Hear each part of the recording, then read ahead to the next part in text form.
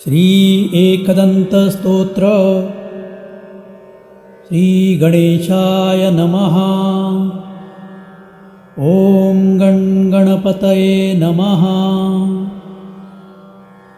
महासूरं सुशान्तं वै दुष्टवा विष्णुमुखासुराः भृग्वादयश्च मुनय एकदन्तं समाययुः।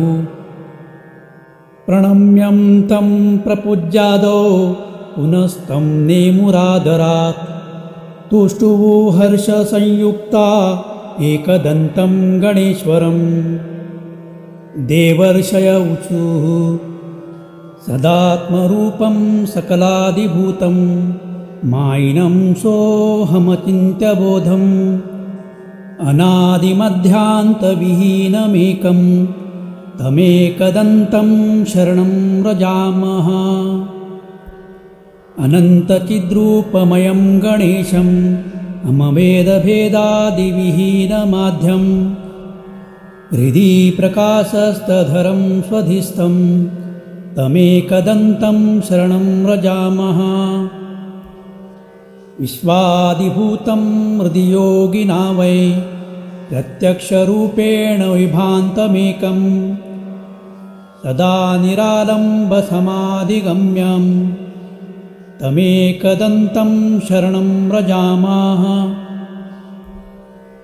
स्वबिम्बभावेन विलासयुक्तं बिन्दुस्वरूपा रचिता स्वमाया तस्या स्ववीर्यप्रददाति यौवे तमेकदन्तं शरणं व्रजामः। त्वदीयवीर्येण समर्थभूता माया तया संरचितं च विश्वं नादात्मकं ह्यात्मतया प्रतीतं तमेकदन्तं शरणं व्रजामः। त्वदीयसत्ताधरमेकदन्तं गणेशमेकं त्रयबोधितारं सेवन्त आपुस्तमजं त्रिसंस्था तमेकदन्तं शरणं व्रजामः। ततस्त्वया प्रेरित एव नाद तेनेदमेवं रचितं जगद्वैतम् आनन्दरूपं समभावसंस्थं तमेकदन्तं शरणं व्रजामः। तदेव विश्वं कृपया तवैव सम्भूतमाद्यं तमसा विभातम् अनेकरूपं यजमेकभूतं तमेकदन्तं शरणं व्रजामः। ततस्त्वया प्रेरितमेव तेन सूक्ष्मं सुसूक्ष्मं जगदेकसंस्थं सत्त्वात्मकं श्वेतमनन्तमाद्यं तमेकदन्तं शरणं व्रजामः। तदेव स्वप्नं तपसा गणेशं संसिद्धिरूपं विविधं बभूवं तदेकरूपं कृपया तवापि तमेकदन्तं शरणं व्रजामः। सम्प्रेरितं तच्च त्वया हृदिष्टं तया सुसुष्टं जगदंशरूपं तेनैव जाग्रन्मयमप्रमेयं तमेकदन्तं शरणं व्रजामः। जाग्रत्स्वरूपं रजसा विभातं विलोकितं तत्कृपया यदैव यदा विभिन्नं भवदेकरूपं तमेकदन्तं शरणं व्रजामः।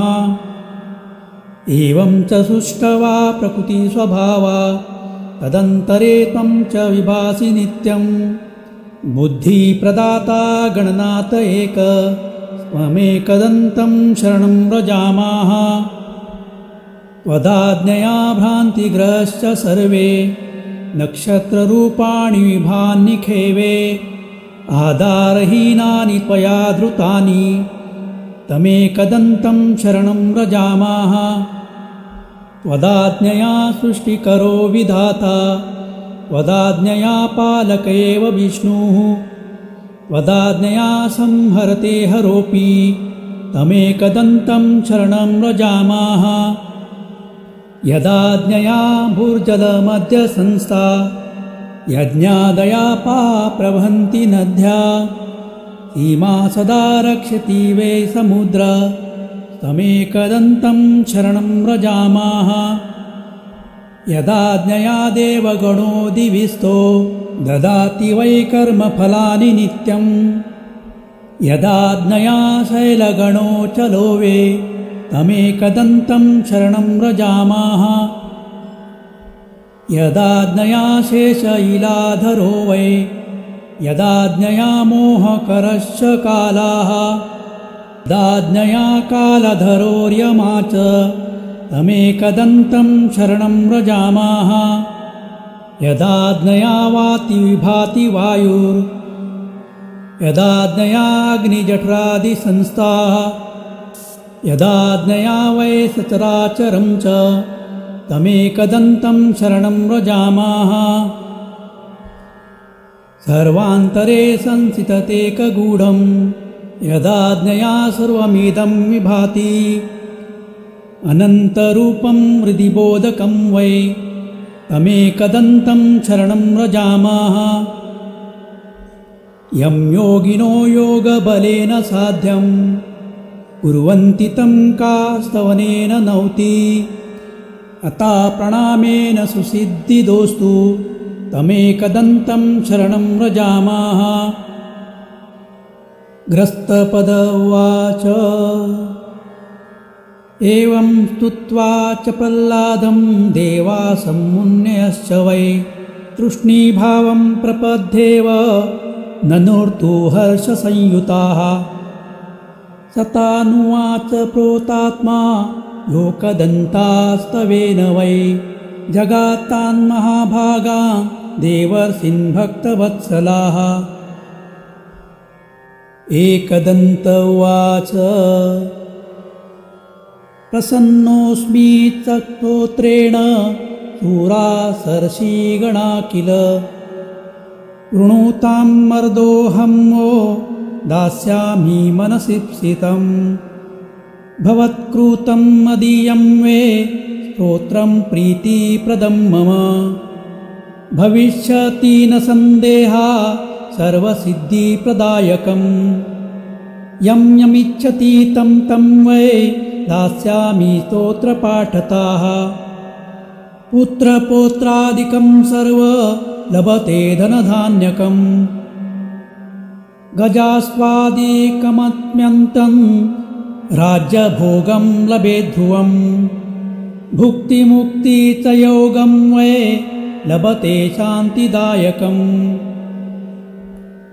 मारणोच्चटनादीनि राज्यबन्धादिकं च यत् पठतां शृण्वन्तां नृणां भवेच्च बन्धहीनताः एकविंशतिवारं च श्लोकाच्छैवेकविंशतिं पठते नित्यमेवं च दीनानि त्वेकविंशतिं न तस्य दुर्लभं किञ्चित्त्रिषु लोकेषु वै भवेत् असाध्यं साधयेत् मन्त्र्या सर्वत्र विजयी भवेत् नित्यं या पठेत् स्तोत्रं ब्रह्मभूता स वै नराः तस्य दर्शनता सर्वे देवा पूता भवन्ति वेः एवं तस्य वचा श्रुत्वा प्रल्लष्टा देवतर्षयाः ऊचुः करपूटाः सर्वे भक्तियुक्ता गजाननम् ॐ गणपतये नमः इति श्री एकदन्तस्तोत्र संपूर्णम्। आपल्या समर्पण मराठी चॅनलचा व्हिडिओ आवडल्यास लाईक, सबस्क्राईब व शेअर करायला विसरू नका व नवीन व्हिडिओसाठी बेल आयकॉन प्रेस करा। धन्यवाद।